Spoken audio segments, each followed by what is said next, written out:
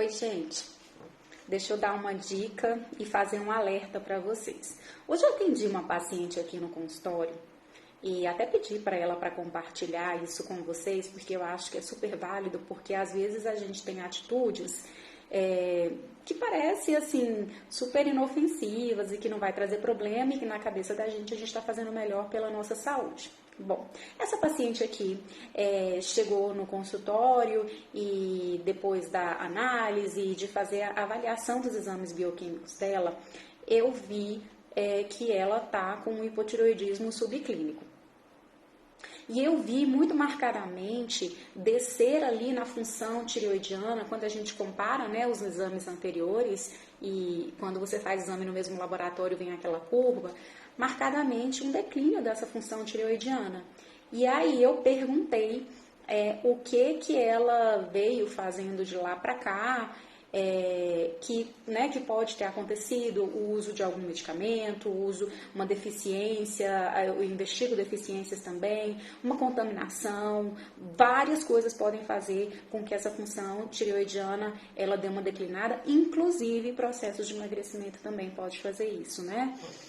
Mas, no caso dela, ela contou que ali não houve exatamente nenhuma perda de peso, nada, mas ela veio tentando trocar todo o açúcar que ela consumia por adoçante. E o adoçante que ela fez a troca foi a sucralose.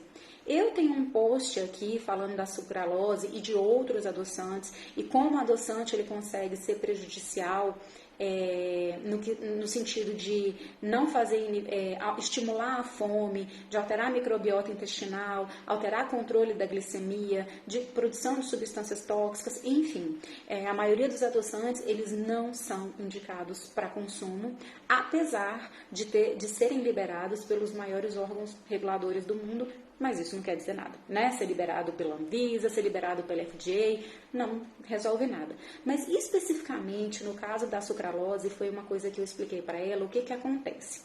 A sucralose, ela é produzida a partir do nosso açúcar normal, de mesa, que é feito a partir da cana-de-açúcar, né? O nosso açúcar. Só que para fazer a sucralose, ele pega o açúcar normal, a sacarose, troca 3 hidroxilas e no lugar dessas hidroxilas eles são substituídas por cloro.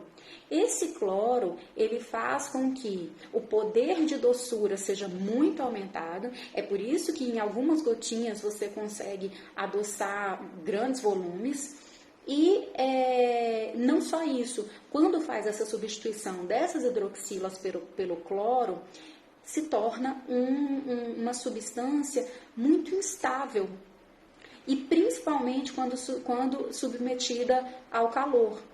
Então, quando você usa essa sucralose no cafezinho, no chá, e tem aquela sucralose de mesa e fogão, que você faz bolo, faz tudo com ela, achando que sim, você está fazendo uma boa substituição e uma coisa benéfica para a sua saúde, na verdade, quando submetida a temperaturas elevadas, cerca de 98 graus em diante, são produzidos compostos tóxicos, e dentre eles os hidrocarbonetos policíclicos aromáticos, que são extremamente tóxicos para o ser humano, são de efeito cumulativo e estão associados esses compostos com cânceres em humanos. E uma outra coisa muito importante que a gente pode associar declínios na função tireoidiana em relação ao consumo da sucralose é porque esse cloro o iodo vai competir com o cloro lá na tireoide. Então, ele vai ocupar receptores que não deveria ocupar, que deveriam ser ocupados pelo iodo,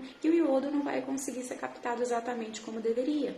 E o iodo é extremamente importante para a nossa função tireoidiana, para que a nossa tireoide consiga produzir os nossos hormônios T3 e T4.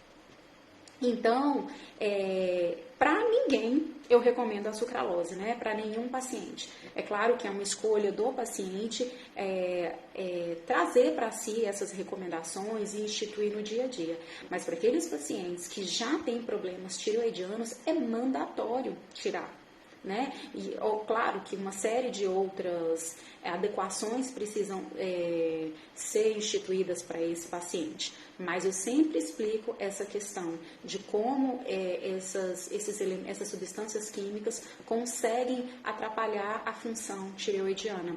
E no caso dessa paciente, claro, vários outros fatores eles podem ali estar funcionando como uma fonte de declínio dessa função, mas marcadamente de quando ela começou a trocar esses hábitos, a gente viu declínios tempos depois, assim, nos exames laboratoriais, como essa função tireoidiana veio diminuindo. Então, uma das condutas para essa paciente, é claro que a gente tem uma série de outros fatores que são instituídos, avaliados, observados, é sim fazer a tirada dessa sucralose.